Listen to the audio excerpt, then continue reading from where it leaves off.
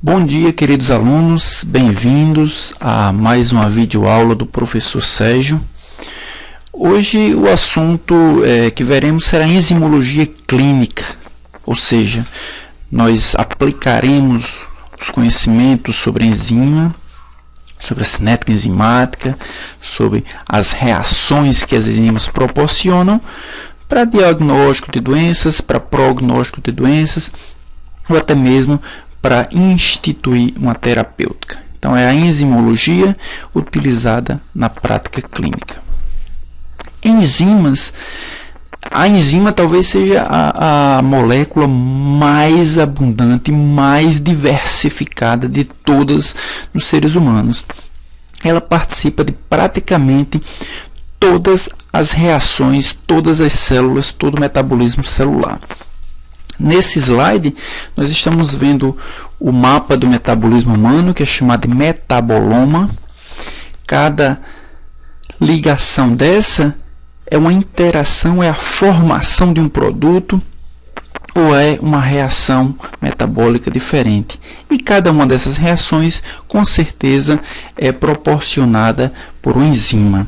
Então, as enzimas, elas conseguem atuar sobre diversos tipos de componentes, como carboidratos, como lipídios, como ácidos nucleicos, proteínas, e gerarão produtos as quais terão alguma função no nosso metabolismo. Mas essa reação, basicamente, como é que acontece? A enzima, em sua grande maioria, não todas as enzimas, mas em sua grande maioria as enzimas são proteínas. E essa proteína ela consegue reconhecer especificamente o que nós chamamos de substrato. Então nós podemos ver aí na tela que a enzima em cinza ela possui uma parte da sua molécula que tem uma forma tridimensional, a qual consegue acoplar-se com o substrato, essa molécula em verde. A característica desse centro ativo é que ele possui uma sequência proteica, ou melhor, uma sequência aminoacídica, nas quais os aminoácidos conseguem interagir de forma perfeita com o substrato. Então, após a interação, esse acoplamento, esse amoldamento entre a enzima e o substrato, a enzima consegue induzir uma transformação nesse substrato, na qual ele formará o produto. Então, o complexo enzima-substrato, depois de algum tempo, tornará-se um complexo enzima-produto. E aí esse produto não mais será importante para a enzima e ele vai ser liberado para que tenha a sua ação metabólica no organismo. Transformando o que nós acabamos de dizer em números, ou melhor, em gráfico, nós temos a ciência que estuda a cinética enzimática. Então, nós estamos vendo um gráfico aí, onde nós podemos ver no eixo dos Y a velocidade da reação e no eixo do X a concentração de substrato. Lógico, se nós temos uma enzima que interage com um substrato, à medida que nós aumentaremos o substrato, nós aumentaremos a capacidade que essa enzima terá de formar produto, uma vez que terá mais substrato disponível. À medida que esse substrato aumenta, a velocidade da reação também aumenta. Acontece que esse aumento de velocidade ele não é infinito. Então, nós temos ali o que se chama de velocidade máxima de uma reação, na qual nós saberemos que todas as enzimas estarão funcionando ao mesmo tempo acopladas a um substrato. Então, não tem mais, saturou. Todas as enzimas saturaram. Então, aumenta a velocidade de reação até se chegar a uma velocidade máxima. Isso não é verdade para todas as reações enzimáticas, mas é um exemplo mais clássico. À medida que essa velocidade vai aumentando, nós temos um ponto dessa reação onde se pode calcular a metade da velocidade máxima. Então, nesse ponto onde a velocidade máxima atingiu a sua metade, nós temos o que se chama de constante de Michaelis, Km. Esse Km nada mais, nada menos é do que a concentração de substrato que foi adicionada na reação, capaz de gerar metade da velocidade máxima. Em alguns casos, mas não em todos, esse Km reflete a afinidade da enzima. Então, se nós temos uma enzima que consegue reconhecer mais de um substrato, o maior Km significa maior afinidade. Ok? Alguns fatores influenciam drasticamente a reação enzimática, como, por exemplo, as condições do meio na qual a enzima está. E essa condição do meio é o que vai dar a estabilidade proteica. Então, nós temos que o pH do meio e a temperatura do meio influenciam numa reação enzimática. Isso é por demais importante quando nós estamos fazendo uma análise bioquímica da função enzimática de um determinado paciente. Se a temperatura em a qual nós estamos utilizando aquela enzima não for adequada, ou se o pH também não for adequado, nós teremos um falso resultado, ou um falso positivo, ou um falso negativo da atividade enzimática. Veremos mais posteriormente como é que o pH e a temperatura influenciam. O tempo da reação, óbvio, se uma enzima, nós sabemos que a enzima se liga ao substrato, ela forma um produto, mas imediatamente ela vai ser regenerada. A enzima não é utilizada, não é gasta nessa reação. Então, se essa enzima ela vai ser liberada novamente, ela pode novamente se ligar a um novo substrato, produzindo mais produto. Então, se a reação aconteceria em 1 minuto para produzir uma quantidade X de produtos, se nós passarmos 2 minutos, nós teremos uma quantidade 2x de produto. Então, o tempo da reação também influencia na atividade enzimática. Por isso que quando nós temos aqueles protocolos dos kits de diagnóstico, deixar a enzima agir com o substrato durante 30 segundos ou durante 1 minuto, se passa ou se é menos, isso influencia no resultado final. E finalmente a concentração dos reagentes. Nós vimos no gráfico anterior que o substrato influencia. Se nós colocamos muito substrato, nós teremos uma reação mais rápida. Entretanto, outros componentes também influenciam. Se nós tivermos o aumento na concentração de enzima, óbvio, da mesma forma que o substrato, teremos também um aumento na velocidade da reação. E os cofatores? Algumas enzimas só funcionam através de cofatores. E esses cofatores são moléculas extremamente importantes que fazem com que haja deslocamento, transferência, adição, doação de elétrons. Então, esses cofatores são extremamente importantes para que haja ponte em áreas onde a enzima não pode atuar. E essas enzimas que precisam de cofatores, óbvio, se tiver cofator, se não tiver cofator, reação pode acontecer ou pode não acontecer. Assim como a quantidade de cofator também poderá limitar a velocidade da reação. O pH. Como é que o pH influencia na velocidade da reação? Nós temos aí 3 exemplos.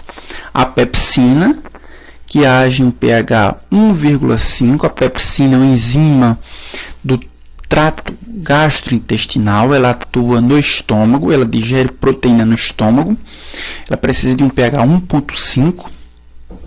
A urease, que quebra a ureia, que degrada a ureia, é uma enzima encontrada em muitas bactérias, ela tem um pH ótimo de 6,8.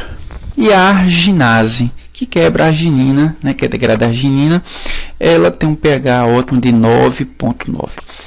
Vejam quanta diferença. Todas são proteínas, mas possuem pHs ótimos, diferentes. Nós podemos ver que à medida que o pH é menor do que o ótimo, o percentual da atividade enzimática é inferior. E ele vai aumentando até que se chegue o pH ótimo. À medida que o pH aumenta além do ótimo, a atividade diminui. Isso tem muita relação com o sítio ativo da enzima.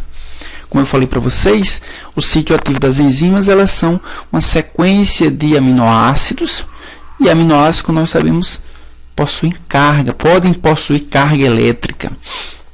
Então, essas enzimas, elas possuem sítios ativos com aminoácidos carregados eletricamente, e que essa carga pode ser influenciada pelo pH. Se o pH é ácido, ele vai ter cargas positivas. Provavelmente a pepsina precisa de cargas positivas para deixar o ambiente elétrico do sítio ativo propício para se ligar ao substrato. A urease da mesma forma e a arginase da mesma forma. A temperatura. Temperatura, como nós já sabemos, a temperatura influencia diretamente na morfologia, na forma tridimensional de qualquer proteína. Como as enzimas são proteínas, a temperatura vai influenciar na sua forma. Temperaturas mais baixas, elas fornecem energia insuficiente para que a reação possa ocorrer numa velocidade adequada. Temperaturas mais altas, elas vão quebrar ligações, principalmente as ligações mais fracas, as hidrofóbicas, as pontes de hidrogênio, né, e as hidrofílicas, fazendo com que a enzima perca sua forma, capaz de reconhecer especificamente aquele substrato e, consequentemente, perder a sua atividade enzimática. Temperatura ótima é aquela que fornece energia suficiente para que a reação ocorra, mas não degrada, não desnatura a proteína. Um detalhe que no pH, se nós tivermos um pH elevado e baixarmos, a atividade enzimática volta a funcionar. Na temperatura, se nós elevarmos a temperatura e depois reduzirmos, a enzima não funcionará. O tempo da reação, como nós já vimos, se nós temos, por exemplo, aqui metade desse tempo, nós teremos metade do produto formado. Se nós tivermos um terço desse tempo, nós teremos um terço do produto formado. Então, o tempo da reação vai influenciar em quanto produto eu vou ter depois daquele tempo. Por isso que nos protocolos nós limitamos o tempo, porque o tempo vai dizer, essa enzima ela funciona em uma velocidade de produzindo tantos milimoles, micromoles de produto em tantos minutos, em tantos segundos. Então, o tempo é limitado. Concentração da enzima, nós estamos vendo no gráfico ali embaixo. Enzima numa concentração baixa, mas concentrações mais altas vão fazer com que a reação ocorra de forma mais rápida. Concentração de substrato, também da mesma forma. Se nós temos uma concentração de substrato maior, nós teremos maior chance, maior probabilidade da enzima se ligar a um substrato e produzir assim o seu produto. E os cofatores, como eu já falei anteriormente, são importantes para que a enzima possa funcionar adequadamente. As enzimas, entrando agora mais especificamente na enzimologia clínica, as enzimas elas podem ser separadas clinicamente em dois tipos. Aquelas enzimas chamadas plasma específicas e as enzimas ditas não plasma específicas. Como o próprio nome está dizendo, aquelas plasma específicas são aquelas que são sempre encontradas no plasma. Então, são enzimas que são sintetizadas dentro de células, mas normalmente elas precisam ser secretadas para o plasma. E por que isso acontece? Porque essas enzimas atuam, sua função é no plasma sanguíneo. E as não plasma específicas? As não plasma específicas são aquelas que são sintetizadas dentro das células, podem até ser secretadas, mas não para dentro do plasma, ou elas funcionam intracelularmente.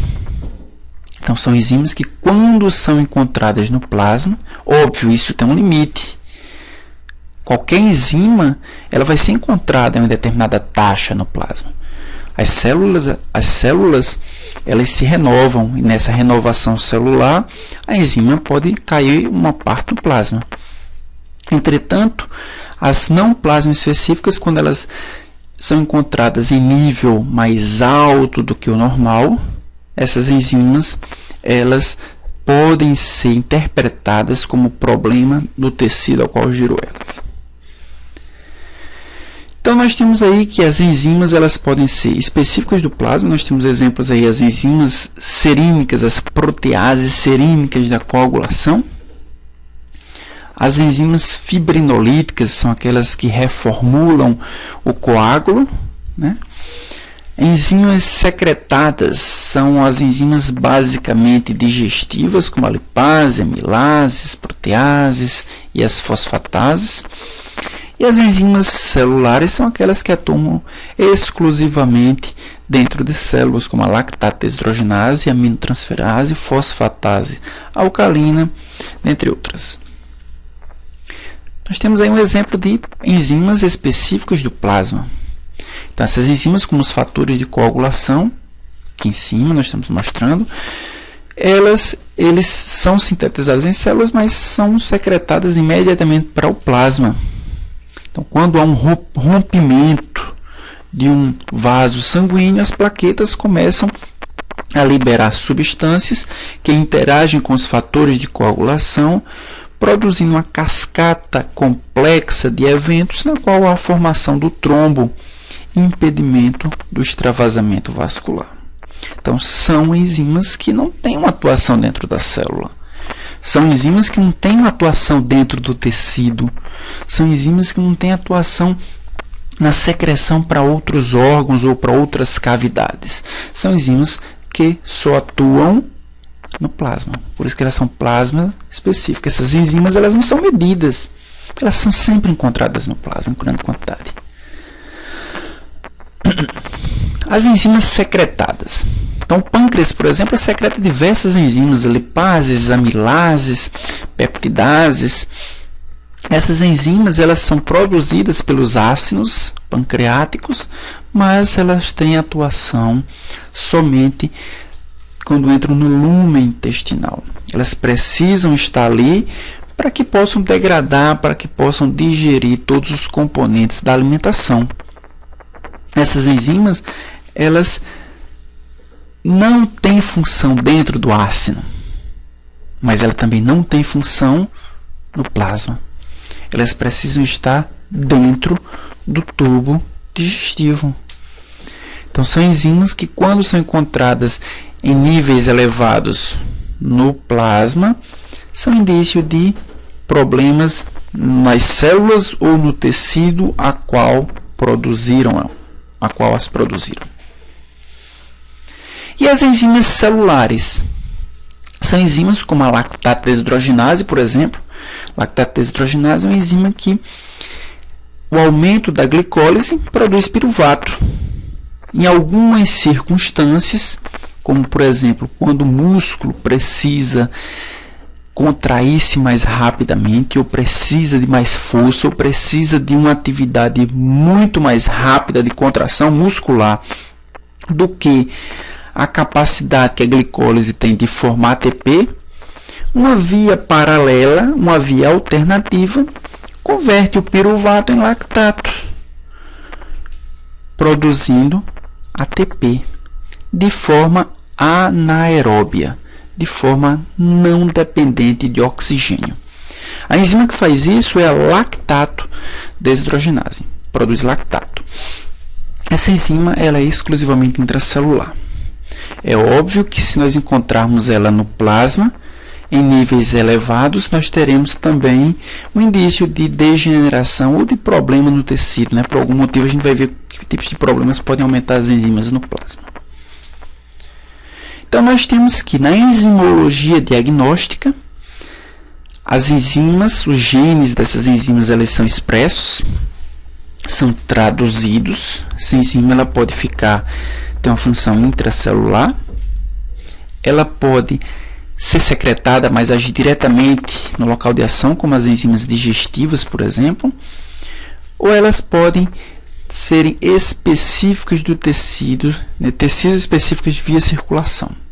Então, se nós encontrarmos essas enzimas no plasma, nós teremos um indício de um problema especificamente no tecido. Como eu falei para vocês, as enzimas são produzidas por células. Desculpa. As enzimas são produzidas por células, mas uma pequena parte dessas enzimas pode ser encontrada no plasma, em virtude da renovação celular normal. Óbvio, a célula ela se multiplica, ela tem uma vida limitada, ela chega ao tem uma vida limitada e libera-se a enzima. Então, algumas enzimas, uma parte das enzimas são encontradas no plasma, isso é normal. O que não se pode encontrar é um nível elevado.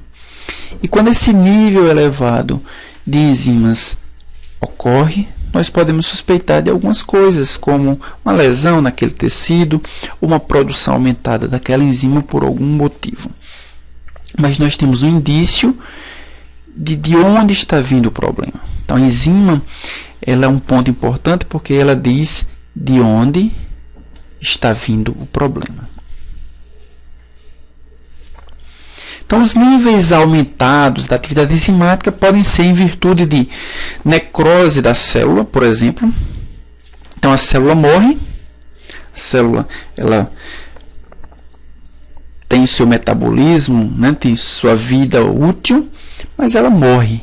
Ao morrer, todo o conteúdo citoplasmático, incluindo as enzimas, é liberado. E essa liberação faz com que aumente a concentração dessa enzima no plasma. Também podemos ter níveis aumentados de atividade enzimática em virtude do aumento da permeabilidade celular, mesmo que não haja dano celular. Então, a célula pode até continuar íntegra, mas por algum motivo as enzimas que estão no seu citoplasma, elas atravessam a membrana plasmática e aumentam a sua concentração no plasma. Também temos aumento da atividade enzimática em virtude de aumento na produção enzimática. Então, a enzima ela aumenta a sua expressão, a sua quantidade no citoplasma, e aumenta essa quantidade faz com que uma parte maior atravesse a membrana plasmática e chegue até o plasma. E finalmente nós temos também aumento da atividade enzimática em virtude do aumento no tecido produtor da enzima.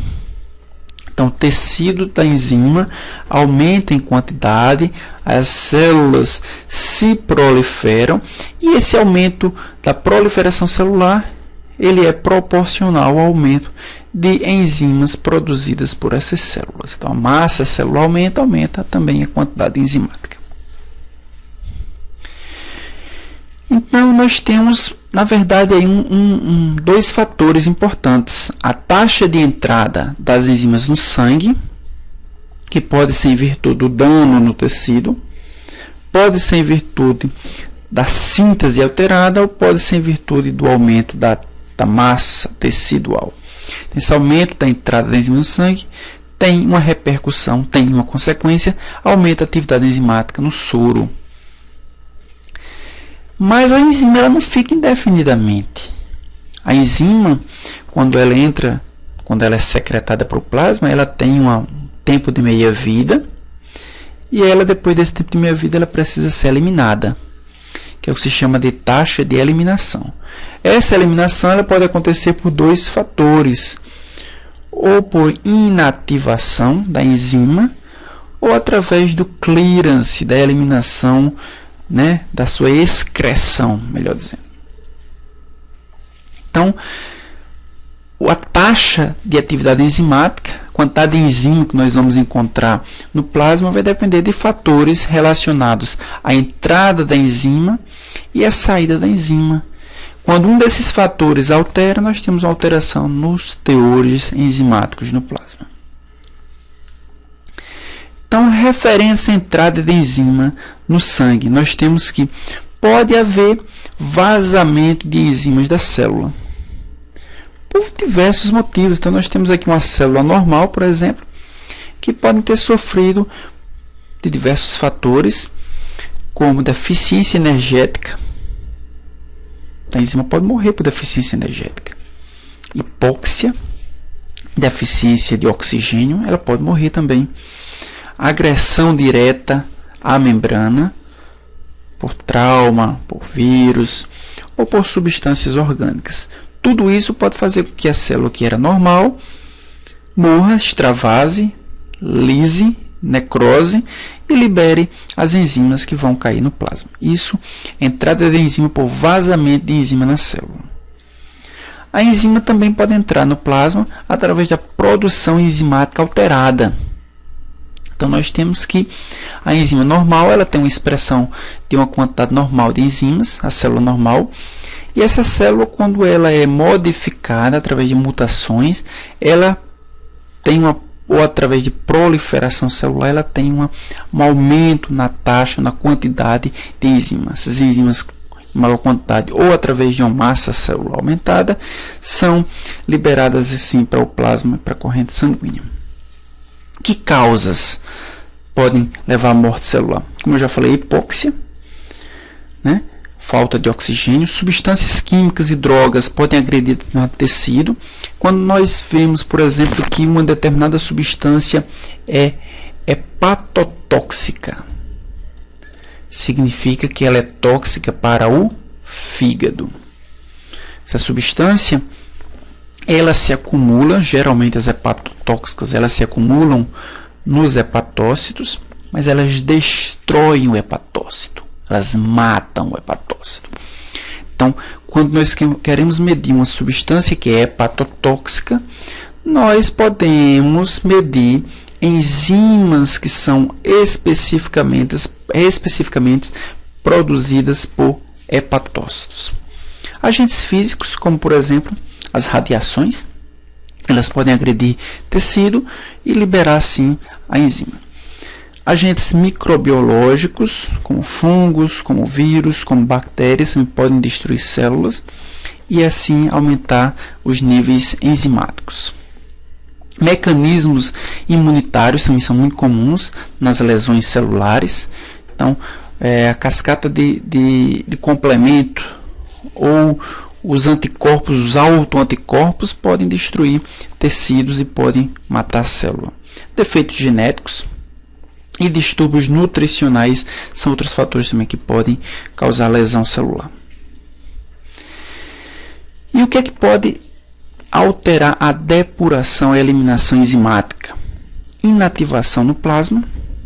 Então, algumas substâncias, alguns medicamentos podem se ligar especificamente a determinadas enzimas, produzindo assim a sua inativação. É por isso que quando se vai fazer uma dosagem enzimática ou uma verificação da atividade enzimática no soro, o que se faz é saber se a pessoa está fazendo uso de algum medicamento, porque os medicamentos eles podem alterar a atividade enzimática. Remoção pelo sistema retículo endotelial também. Então, as células do sistema retículo endotelial podem destruir as enzimas e assim eliminar a sua atividade. Endocitose, né? Quando a enzima se liga ao seu receptor, ao seu substrato, elas podem ser endocitadas. Digestão proteolítica, ao serem endocitadas, elas vão ser digeridas, elas vão ser degradadas pelos lisossomos, ou reciclagem do receptor também.